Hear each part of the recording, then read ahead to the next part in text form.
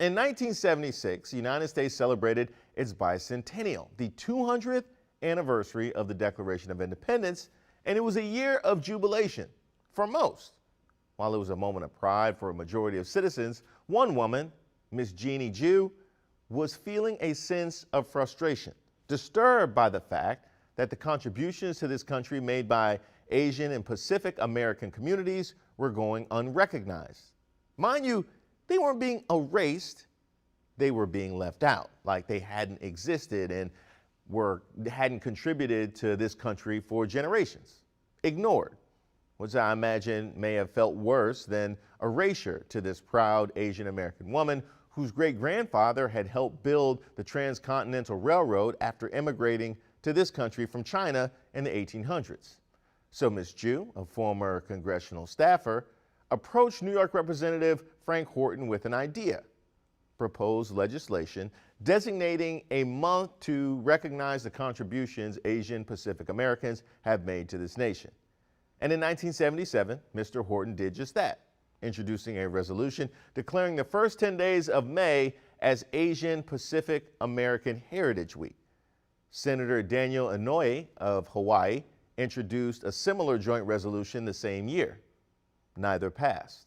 But good ideas don't die, they multiply.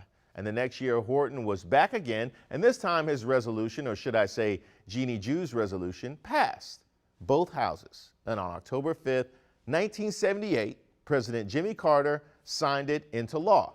But wait, there's more. From 1980 to 1990, each president passed proclamations for Asian Pacific American Heritage Week. In 1990, Congress pushed the observance from a week to a month. And in 1992, President George H.W. Bush annually designated May as Asian Pacific American Heritage Month. And on May 1st in 2009, President Obama signed Proclamation 8369, recognizing the month of May as Asian American and Pacific Islander Heritage Month.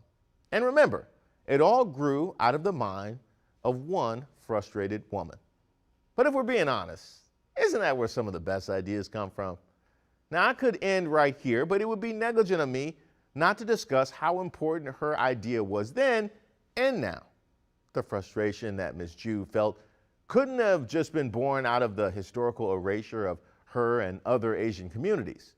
Each of them, Chinese, Japanese, Filipino, just to name a few, experienced horrendous degradations and harassments after arriving in search of freedom and opportunity. The Chinese Exclusion Act of 1882, the Gentlemen's Agreement of 1907 restricting immigration between Japan and the United States, the Japanese internment camps. And that's just a few from the state. We can't forget the blatant racism and violence from their fellow citizens, racism and sadly still violence that they face to this day. And despite all of this, then and now, America's Asian community is thriving and vibrant, contributing daily to the greatness of America on every level and every facet of our society. The soup in our melting pot is far richer with the blending of our AAPI brothers and sisters. And that's why I'm saying, Happy Asian American and Pacific Islander Heritage Month to one and all. I hope it's a glorious one, and I hope the future brings you all the blessings that you deserve.